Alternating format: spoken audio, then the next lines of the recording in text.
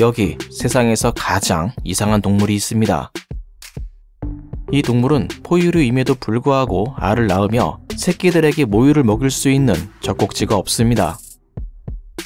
그리고 이 동물은 태평양 먹장어와 비슷한 눈을 가지고 있지만 위는 가지고 있지 않습니다.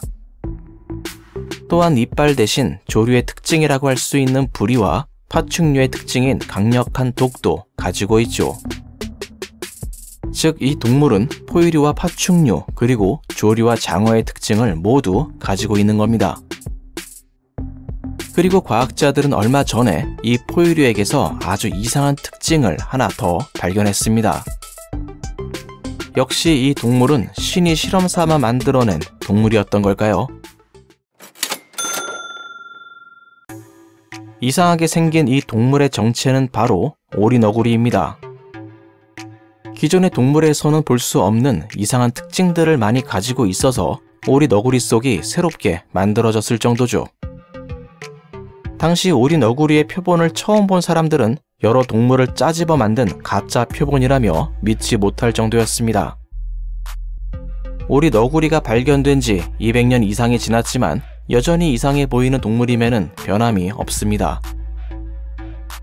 최근에 과학자들은 오리너구리에게서 아주 이상한 특징을 새롭게 발견했다고 발표했는데요.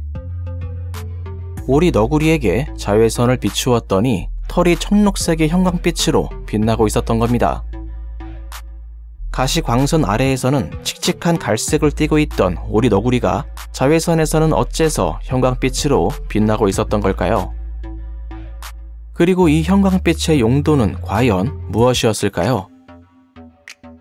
이렇게 생물이 형광빛을 만들어내는 현상을 가리켜 생체 형광이라고 합니다. 생체 형광은 피부의 형광 분자를 가지고 있는 생물들에게서 발견되고 있는 현상인데요. 이 형광 분자는 자외선을 흡수하여 그 일부를 소실시킨 다음 더욱 낮은 에너지를 다시 발산하여 형광빛을 만들어냅니다. 이러한 생체 형광 현상은 조류와 파충류 및 어류에서 종종 발견되지만 포유류에게서는 거의 발견되지 않습니다. 지금까지 발견된 생체 형광을 가지고 있던 포유류는 날다람쥐와 주머니쥐 이렇게 두 종뿐이었죠.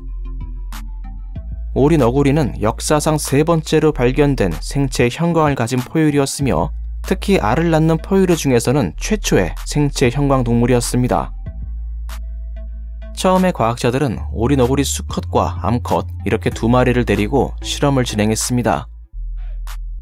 실험 결과 두 마리 모두에게서 형광빛을 발견할 수 있었고 그 후 추가로 진행된 세 번째 실험에서도 역시 녹색 계열의 형광빛을 발견할 수 있었습니다.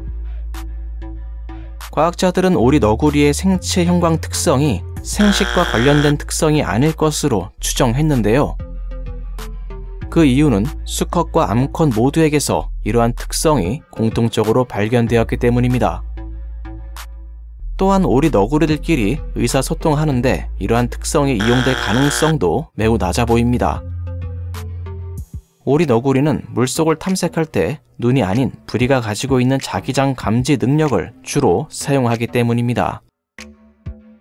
결국 과학자들은 이 특성이 다른 동물과의 상호작용과 관련이 있을 것으로 결론 내렸습니다. 일부 생체 형광 갑각류들처럼 포식자에 대한 가시성을 줄이기 위해 이 특성을 이용할 가능성이 있다는 거죠.